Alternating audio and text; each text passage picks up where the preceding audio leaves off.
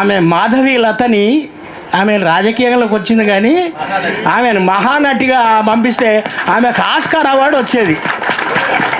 ఆ మహాతల్లి ఎందుకంటారంటే ఎంత బ్రాహ్మణంగా నటి, అందంగా కూడా ఉన్నది. సినిమాలలో నటిస్తే ఆస్కార్ అవార్డు వస్తుంది.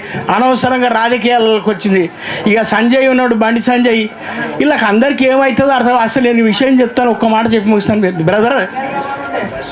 ఈ దేశంలో మూలవాసులు ఉన్నారు, విదేశీయులు ఉన్నారు.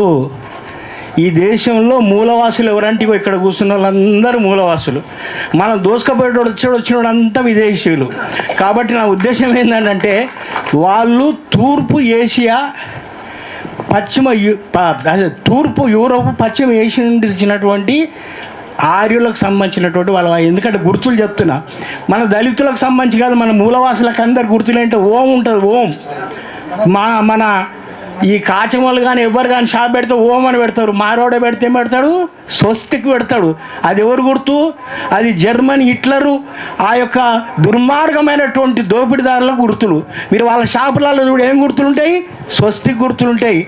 అయ్యా వాళ్ళు ఎవరినన్నా కాల్చాలంటారంటే డైరెక్ట్ కాల్చారు బ్రదర్. ఇప్పుడు రాపూర్ రాములు కాల్చాలనుకో, ఈయన మీదకే వెనుకకుండేసి మల్లేశ వెనుక మీదకి వెళ్ళి గన్ను పెట్టి కాల్చి పడేస్తా.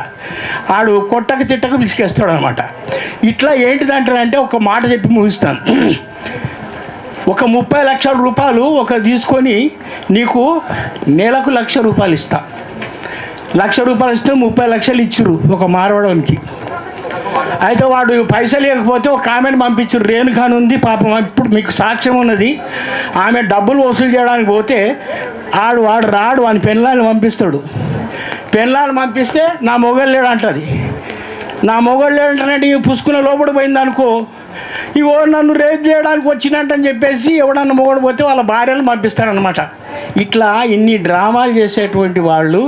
మీకు ఒకటే మా బొల్లారం ఒక ఉదాహరణ చెప్పి ముగిస్తాను.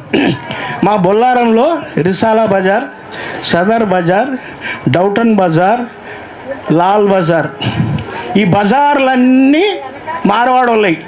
అక్కడ కంటోన్మెంట్లో ఉన్నటువంటి డిఫెన్స్ ల్యాండ్లలో 5 ఎకరాలు 3 ఎకరాలు ఎకరంలో కట్టిన బిల్డింగ్లన్నీ ఈరోజు మార్వాడీలు 100 సంవత్సరాలు లీజ్ తీసుకుని పర్మనెంట్ అయిపోయారు. ఇట్లా ఏంటంటారంటే వీళ్ళ దోపిడికి సంబంధించినట్టు ఇంకొక ఉదాహరణ చెప్పి ముగిస్తాను. మా రామాలయం పక్కన డౌట్లన్ బజార్లో ఒక 500 గజాల 1000 గజాల స్థలాన్ని అప్పుడు మా బర్రెలు గిర్రెలు మేపడానికి, అక్కడ నీళ్ళు తాగిపించడానికి అక్కడ ఒక ఇళ్ళది చిన్నది తొట్టి లాంటిది ఉన్నది. అది మొత్తం ఏంటంటే ఇప్పుడు పటేల్ ఏంటంటారండి, హార్డ్వేర్ షాపులు పెట్టేసి మొత్తం ఆక్యుపై చేసుకోరు. వీళ్ళదంతా బ్రదర్ చెప్పినట్టు వాళ్ళ దోపిడీ, ఆక్యుపై, కబ్జా. మరి ఇటువంటి విషయాలల్లో మా కళామండలి వీళ్ళకు అండగా ఉంటుంది. పాటలు రాస్తుంది. బడి మాదే గుడి మాదే భారతదేశం మాదే. అరే మాదేరా ఇది. బడి మాదే గుడి మాదే భారతదేశం మాదే, సకల సంపదలిచ్చే భూతల్లి ఒడి మాదే.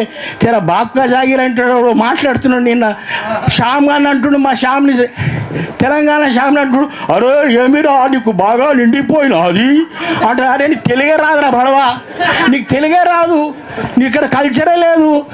ఇక్కడ పాపం కోమటోళ్ళ పిల్లలను మాలమాది ఓవలు చేసుకుంటారు, కానీ ఒక్క మార్వాడోళ్ళ పిల్లని ఎవరైనా చేసుకురా అది చేసుకొని ఇచ్చిర్రా? అంత వాళ్ళ కల్చర్ వేరే, వాళ్ళ నాటకాలు వేరే, వారి దాండియా వేరే, వారి కథలే వేరే. మిత్రుడా, ఇటువంటి దుర్మార్గమైనటువంటి ఇది ఒక్కటే.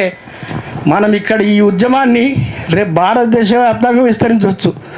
ఎందుకంటారంటే ఆరియన్స్కి ఓ బ్యాగ్ దాకా పోవాలి, అంటే మనవాళ్ళు ఓ బ్యాగ్ దాకా పోవాలి. ఇది ఇక్కడ మొదలైన తెలంగాణ పిడమర్తి రవి, మా కాచమన్న మొదలుపెట్టినటువంటి ఇటువంటివి ఇవన్నీ కూడా భారతదేశం ఎవడైతే దోట్లు దొంగతనం చేస్తున్నాడో, ఎవడైతే ఈ దేశాన్ని బలవంతంగా భాషలు రుద్దుతున్నారో, త్రిభాషా సూత్రాన్ని నాశనం చేసి ఈరోజు మరి ఒక సంస్కృతాన్ని మీద రుద్దాలని చూస్తారో, దక్షిణ భారతదేశాన్ని నాశనం చేయాలని చూస్తారో, వాళ్ళకు ఖబర్దారుగా మన ఉద్యమం సాగాలని దానికి అండగా ఉంటుంది. Thank you.